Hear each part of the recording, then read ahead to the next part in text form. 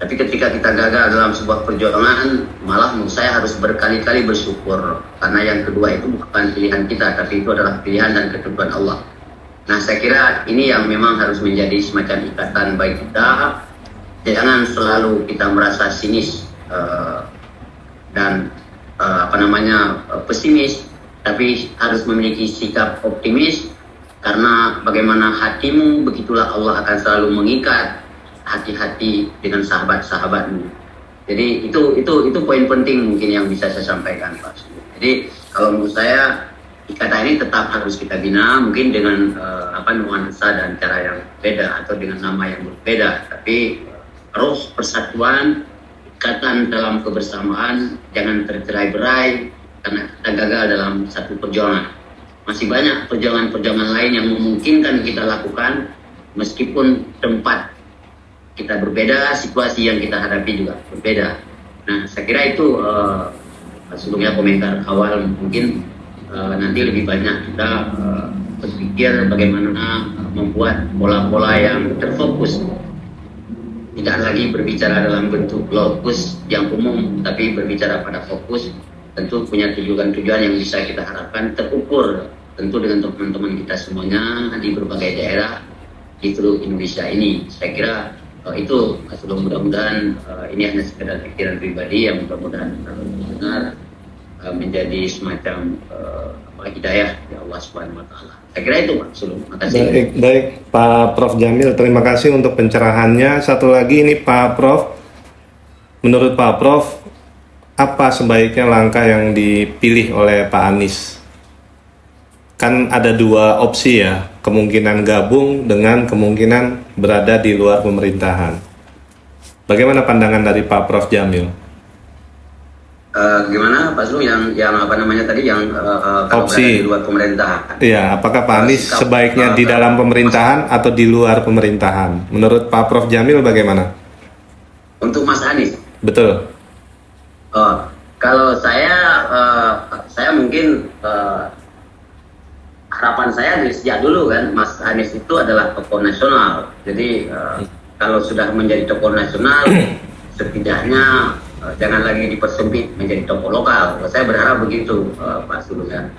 Kalau prinsipnya adalah perubahan dan harapan kita gagal untuk menuju harapan itu, kita lebih bagus pada kondisi bahwa kita tetap punya harga diri dan bermartabat.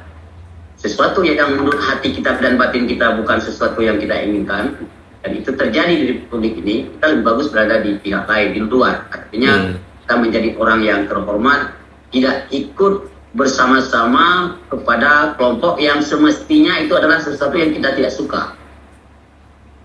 Nah, jadi artinya kalau Mas Anies masuk kan artinya pengakuan juga kecurangan, pengakuan juga dia bahwa dia bersedia berada di komunitas yang rakyat sedang berjuang habis-habisan. Jadi saya kira saya selalu menganjurkan dan tetap berharap kepada teman-teman dalam relawan termasuk di Aceh dan di beberapa teman di Sumatera yang sering bertanya, saya berharap Mas Anies tetap pada posisi perubahan dan tidak masih dalam sistem kabinet yang sekarang ingin dibangun oleh Presiden terpilih. Kita sebagai bangsa yang beradab tentu kita juga mengucapkan selamat ya, karena sekarang kita bicara hukum kan tidak lagi bicara yang lain. Saya kira Pak Prabowo dan Mas Gibran itu sudah ditetapkan melalui keputusan MK, jadi kita tidak bisa berbuat apa lagi. Senang tidak senang itulah proses politik yang sudah kita lewati.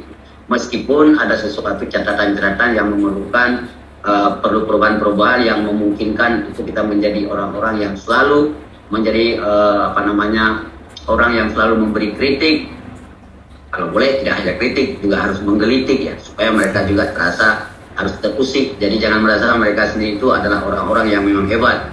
Hebatnya mereka kan karena ada orang hebat yang tidak mau melawan lagi kan. Jadi saya tetap berprinsip begitu Mas Sulung. Jadi kalau mau berdamai, berperanglah, saya kira itu. Jadi kita sudah berperang dan sekarang berdamai meskipun caranya berbeda.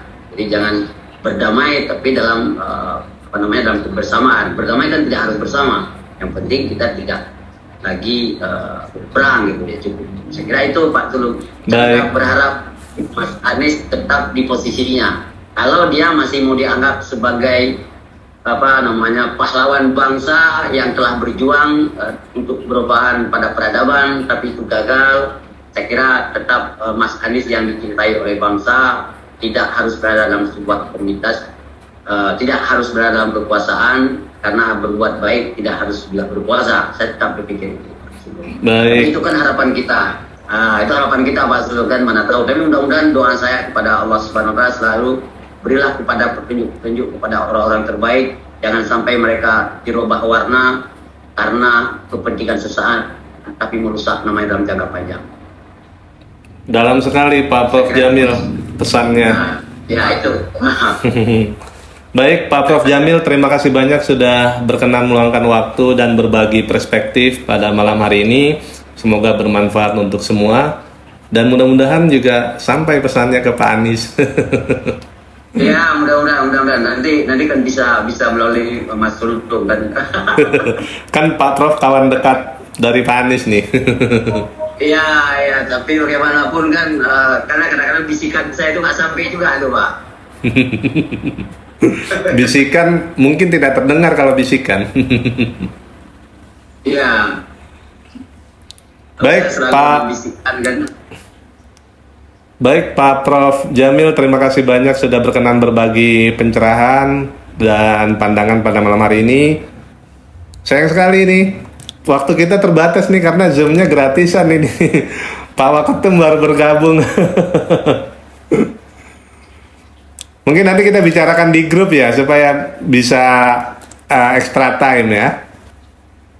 Untuk lanjut diskusinya. Pak Sulung, kalau minggu ini mau pakai Zoom saya nanti untuk beberapa, kalau ada teman-teman boleh saya kasih link misalnya untuk 2 jam, kapan nanti boleh, dalam minggu ini boleh nanti. Tinggal atur waktu aja. Alhamdulillah. Terima kasih Pak Prof Jamil. Ya. Kalau Zoom bebas kan gratis itu cepat ya. Jadi kalau ini bisa 2 jam dipakai lah. Mungkin bisa 100 orang lah. Iya. Iya, ini karena gratis kita dapatnya 40 menit, udah detik-detik terakhir ini. Baik, kita cukupkan dulu Pak Prof Jamil, Pak Ustadz Noim Hidayat. Kenal Pak Noim, sama muda ya, sini. Afwan baru segabung. Iya. Sekali lagi terima kasih banyak. Mudah-mudahan kita bisa lanjutkan diskusinya di grup WA. Nanti kita pakai yang dari Pak Prof Jamil ya, supaya agak lebih nyaman untuk diskusinya. Baik kawan-kawan, terima kasih banyak yang telah menyimak konten kita pada malam hari ini. Semoga pandangan yang dibagikan oleh Pak Prof Jamil dari Universitas Syakuala Aceh dapat memberikan perspektif yang bergizi untuk kita. Dan terima kasih untuk Bapak Ustadz Noim Hidayat yang sudah berkenan gabung pada malam hari ini, Bapak Waketum dari Rekanan. Kami cukupkan sampai di sini. Assalamualaikum warahmatullahi wabarakatuh. Waalaikumsalam warahmatullahi wabarakatuh.